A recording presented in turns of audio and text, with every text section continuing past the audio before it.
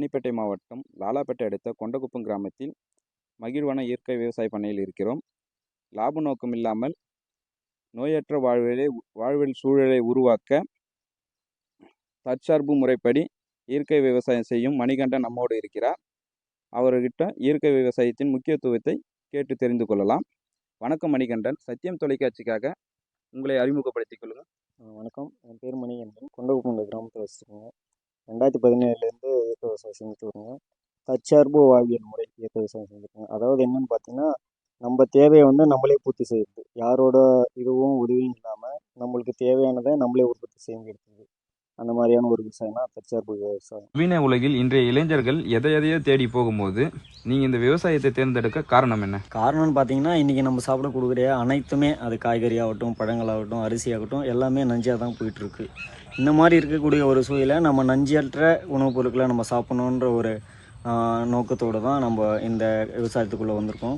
என்னன்னு பார்த்தீங்கன்னா, நம்ம நஞ்சு இல்லாத, அதாவது பாரம்பரிய நம்ம முன்னோர்கள் பயன்படுத்தினாங்களே, ஒரு 40-50 வருஷத்துக்கு முன்னாடி பயன்படுத்திய முன்னோர்கள் பயன்படுத்திய மரபு காய்கறின்னு சொல்லுவோம். இந்த காய்கறிகளாகட்டும், அந்த மாதிரி காய்கறிகளை உற்பத்தி செஞ்சு நம்ம தேவை நம்மளே பூர்த்தி செஞ்சுக்கிறோம்.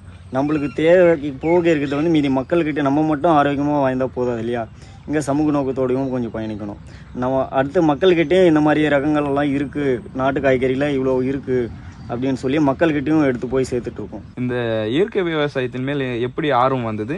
எத்தனை வகையான பயிர்கள் நீங்கள் பயிரிடுறீங்க? எந்த மாதிரி வகையான பயிர்களும் பயிரிடுறீங்க? பார்த்தீங்கன்னா, நம்ம இயற்கை விவசாயம்னு பார்த்தீங்கன்னா ஒரு பெரிய தாக்குதல் கொடுத்தது நம்மாய்வர் ஐயா தான்.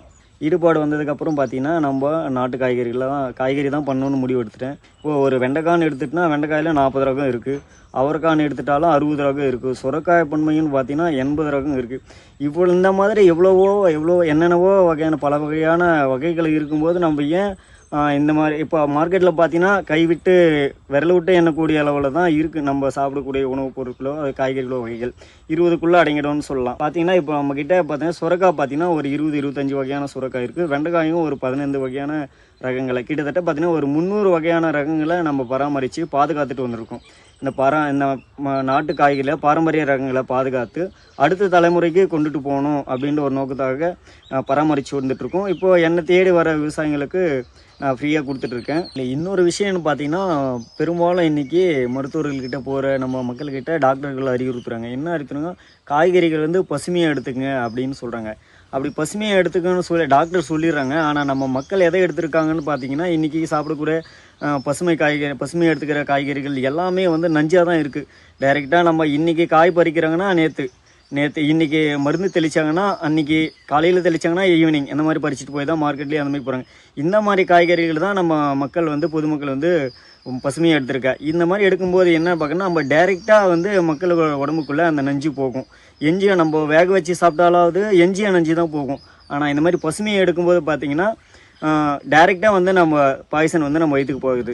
எல்லாருமே நம்ம ஒரு 60 to 70% நம்மளால் பூர்த்தி செஞ்சுக்க முடியும். இந்த மாதிரி வீட்டு தோட்டம் இருந்தால் கூட அந்த மாதிரி பசுமையாக சாப்பிடக்கூடிய எண்ணம் படுத்த மக்கள்கள் நண்பர்களாகட்டும் என்ன பண்ணணும்னு பார்த்தீங்கன்னா, நம்ம வீட்டில் வெண்டைக்கானா ஒரு 4 ரகம் இருக்குது, அந்த மாதிரியே போட்டுட்டு நம்ம கண்ணியத்தில் போட்டு அந்த மாதிரி பசுமையை எடுத்துக்கும் போது பார்த்தீங்கன்னா அதுதான் நம்மளுக்கு ஒரு நல்ல ஆரோக்கியமான உணவாக இருக்கணும். டாக்டர் அறிவுறுத்துறாங்களா, அது இதில் தான் பலன் கொடுக்கும். இதில் வர வருமானம் உங்கள் தேவையை பூர்த்தி செய்கிற அளவுக்கு இருக்கிறதா? கண்டிப்பாக போதுமானதாக இருக்குங்க. ஏன்னா நம்ம காய்கறி 300 ரகமான காய்கறி பண்ணிட்டு இருக்கோன்ற சொல்கிறோமோ, ஆனால் வெறும் காய்கறி மட்டும் பண்ணுறோமானா இல்லை. இதை நம்ம அடுக்கு முறையாக பண்ணுறோம். அதாவது ஒரு 20 சென்ட்டில் காய்கறி பண்ணுறோன்னா அதில் வெண்டைக்காயோ, தக்காளியோ, கத்திரிக்காயோ அந்த மாதிரி பார்த்தீங்கன்னா ஒரு 10 வகையான காய்கறி வந்திருக்கும். அந்த ஒரு தோட்டம் போடும்போது பார்த்தீங்கன்னா ஒரு வருஷத்துக்கு இருக்கும் அந்த தோட்டம். அப்போது ஒரு தோட்டம் போட்டிங்கன்னா நம்மளுக்கு ஒரு வருஷத்துக்கு அதில் ஏதோ ஒரு பலன் கொடுத்துட்டே இருக்கும்.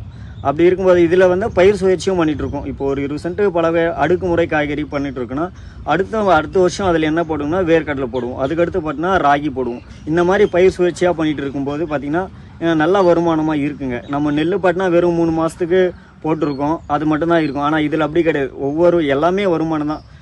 வார வருமானம் 20 நாளில் கீரை வந்துடுங்க. அப்புறம் ஒரு 45 நாள் கழிச்சு 60 நாள் கழிச்சு தக்காளி, வெண்டைக்காய் அந்த மாதிரி வரும். கத்திரிக்காய் பார்த்தீங்கன்னா கிட்டத்தட்ட ஒரு வருஷம் வரையும் காய்ப்பு கொடுத்துட்டுங்க. அதையும் பார்த்தீங்கன்னா கண்டினியூவாக ஒரு 2 வருஷம் வரையும் கூட இதில் பப்பாளி, இதில் பார்த்தீங்கன்னா நம்ம வீடு பயிராக பப்பாளி வைக்கிறோம். 10 அடிக்கு ஒரு பப்பாளி வைக்கிறதுனா இது 2 வருஷத்துக்கு கிட்டத்தட்ட வருமானம் வந்துட்டு இருக்கும். இந்த மாதிரி அடுக்குமுறையாக செய்யும்போது பார்த்தீங்கன்னா இயற்கை விவசாயம் கண்டிப்பாக லாபகரமாக தான் இருக்கும்.